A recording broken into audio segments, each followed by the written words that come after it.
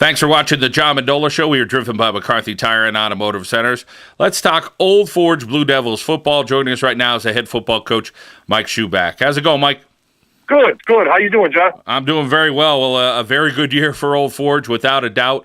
Physical football is what everybody seems to say, whether it's a team you play against, whether it's the fan in the stands, or whether it's somebody who's just in the media saying, Old Forge plays physical football this year. You got a great group of kids for a single A school. Well, we started a lot of sophomores probably 3 years ago with them kids, and they've committed to our program pretty much all the way through since the early times. Getting them in the weight room when they were in 10th grade to where they are right now. We try to lift once to twice a week to keep our bodies up because single A, you got to play both sides of the football, and in some cases, you're never coming off the field for most of us in our classification. So, we need to keep our, physical frames in with our mental state, Mike, you talk about, it seems like every year I've been saying this, or you would say this, people, this is another special group at Old Forge. I mean, you see these seniors go, it's like, man, that was a special group. Another class, that was a special group. But this group just continues that theme of this is a special group of young men, but maybe in a little different way, but definitely a committed group. Yeah, and I think what really it's about a foundation we put together with our program. It's from years ago, 6 years ago, like you said, John. I mean, it's those kids coming in 05, 06 that really committed to us to win championships, or at least contend for championships. And our younger kids buy in at an early age, and they understand it. And they understand what's expected of them. And they're not shaken by expectations. They're just driven by it. And I think, this group is obviously a special group, too. It's obviously all of them. I've known them all. I've known their families for so many years because, obviously, my son on the team. And I think this year is a little bit unique because it's more personal. But, yeah, I mean, it's not like we didn't see this coming with this group. Even a couple of years ago, we made it down to Shamokin. We fared real well against Southern. And last year we were on the cusp of getting back to where we thought we'd be. And, and this year it looks like we're on pace to maybe get back to that championship game. So, to hopefully play in that game 3 years in a row, it's a credit to our kids and our program. Well, you mentioned your son, Shane Schuback, and what he's done, and how hard is it for you as the coach to kind of take a step back and look at it as his father, and watching him play and going through this whole process of recruiting, because it's definitely different for you. It's extremely difficult to be his father and to coach him this year. I think I told Joby and a couple people early on. I never looked at it. I always thought, he'll be next year, and then the next year, and around the beginning of this year, I remember standing on the practice field watching him work with Coach Holland and his younger buddies, and we have some younger freshman linebackers, and he's teaching them stuff, and I'm standing there thinking, yeah, this is it. And it is a difficult time. Every night we leave practice, we kind of talk about things, and before every game we hug each other, and it's a different feeling, and the recruiting thing that'll take care of itself. I just every week he just keeps playing consistent, and that's all we could ask from him, and leading us and being an emotional spark for us sometimes when we need it, and he's definitely an exciting kid to be around. I'll tell you that. He kind of gets everybody in a good mood, put it that way. How much do you see yourself in Shane, and what's a little different about him when you played football? I mean, there's got to be some similarities, I'm sure. Well, I will say the game has evolved from when I played to what he is playing right now. I know he's downstairs, so he won't hear me, but he's twice the athlete I ever was. But what I like about him is he's a good teammate. He's a great teammate. He expects a lot out of his teammates, but they also respect him, and he pushes them, and he always works hard for them and with them and encourages them. But he's special. I mean, there's nothing you could say. I mean, he kicks for us, punts for us.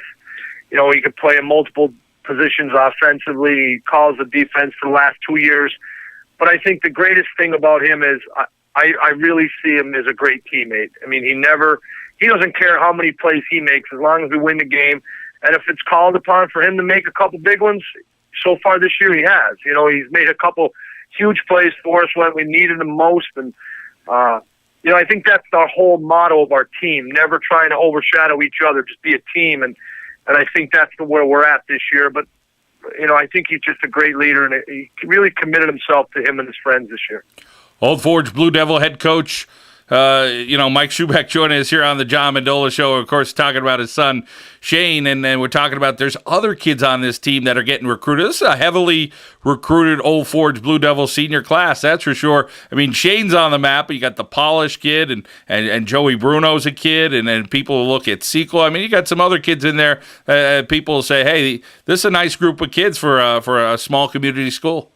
Absolutely, and there's no doubt the first kid on the list is Paulish. I mean, he's a fantastic kid. He's strong as an ox. I mean, and you know, the thing about Ryan is he's never let his situation with his leg get him down. He tried to fight as much as he could to get back last year, and he couldn't. But we told him, you know, it's in your best interest, big guy. You know, you take care of yourself first, because that's your future. You know, you know you're a great player. I know he's a great player. I told his family. I have a lot of respect for the family. And I told him, I said, he has to take care of himself first. But right now, he was down Penn State last week in that great Michigan game. He's been down there a couple times this year, and Coach McQuarter and I talk probably on a weekly basis. So, you know, I know he loves Penn State, and that's his first choice if something comes up for him.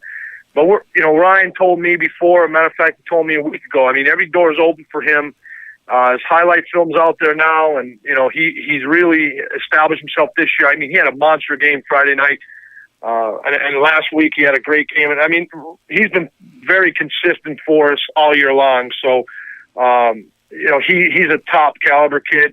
Obviously, Bruno's getting looked at too as well by some PSAC schools in Lafayette and a couple other schools, and Seco.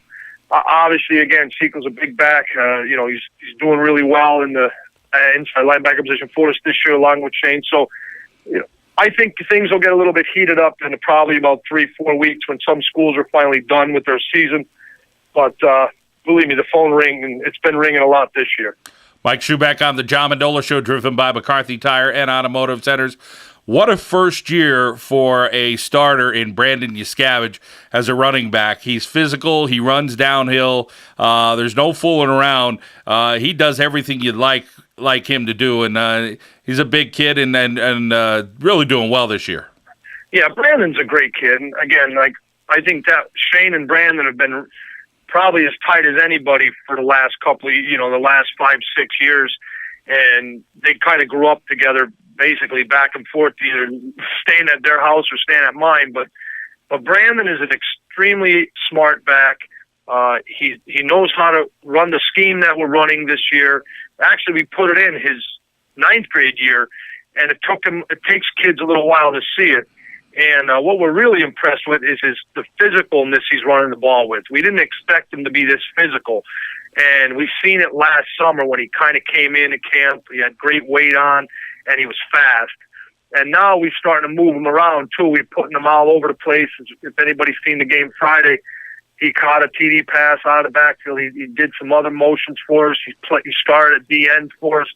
So, I mean, going in 2 years ago, we never thought he'd be this physical playing.